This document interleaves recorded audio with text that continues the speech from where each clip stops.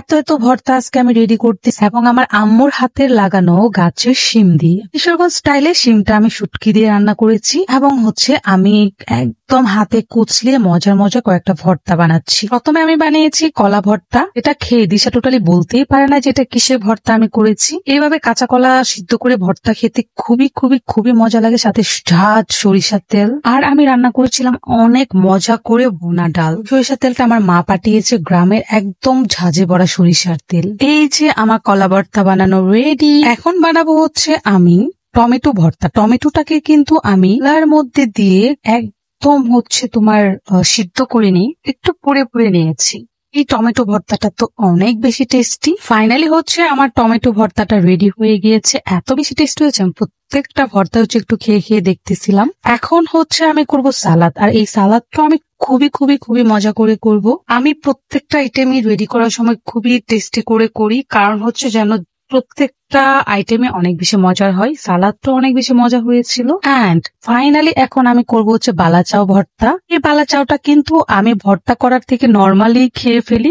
আমি 5টা বালাচাও নিয়ে এসেছি, তার মধ্যে একটা আমি কিছুই করি নাই, শুধু শুধু খেয়ে ফেলছি, কারণ বালাচাও আমার এত বেশি মজার লাগে, খেতে অনেক বেশি টেস্টি। আর বালাচাও দিয়ে আপনি এক প্লেট ভাত অনায়াসে খেয়ে ফেলতে পারবেন। বালাচাও ভর্তার জন্য আমি কি কি নিয়েছি সেটা আপনাদেরকে দেখালাম। আজ বেরেস্তা করে নিয়েছি শুকনো মরিচ, কাঁচা মরিচ, ধনে পাতা, কাঁচা পেঁয়াজ এবং লেবু রস দিয়ে খুবই মজা করে আমি বালাচাও ভর্তাটা করব।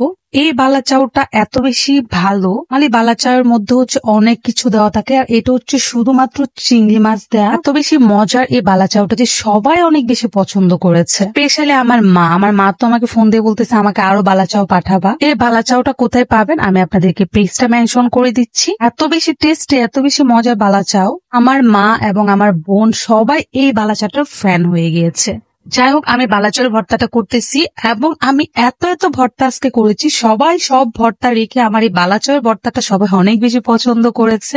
পছন্দ করবে না কেন, আমি তো মজা করে বানিয়েছি বালাচাও ভর্তাটা। দেখেন চিংড়ি মাছগুলা কত সুন্দর করে তারা প্রসেস করে দিয়েছে, এন্ড এইটার ফ্লেভারটা অনেক বেশি টেস্টি। আপনারা যারা অরিজিনাল বালাচাওয়ের ফ্লেভার পেতে চান, আপনারা এই পেজ থেকে অর্ডার করতে পারেন। সেহেরিতে এই বালাচাওটা দিয়ে যদি আপনি ভর্তা করেন, আপনার আর কোনো খাবার খেতে ইচ্ছে করবে না, এত বেশি টেস্টি এই বালাচাওটা।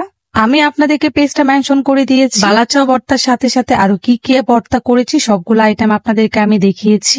আমি কিন্তু অনেস্টলি বালাচাওয়ার অনেক বেশি ফ্যান। আমি দেখেন শুধু শুধুই খেয়ে ফেলতেছি, কখন ভাত দিয়ে খাবো সেটা আমি অপেক্ষায় করতে পারতেছিলাম না। এন্ড অথেন্টিক বালাচাওয়ের ফ্লেভার যদি আপনারা পেতে চান, আপনারা এই পেজ থেকে অর্ডার করতে পারেন। আমি আপনাদেরকে পেজটা মেনশন করে দিচ্ছি। এখন আমার খাবার পালা, তো আমি খুব তৃপ্তি সহকারে খাচ্ছি। যাদের যাদের আমার এই খাবার দেখে লোভ লাগছে, কিছু করার নেই, প্লিজ বাসায় তোমরা বানিয়ে খেয়ে ফেলো। এন্ড বালাচাওটা অর্ডার করে ফেলো। এই বালাচাও দিয়ে এত মজা করে তোমরা ভর্তা করে খেতে পারবা।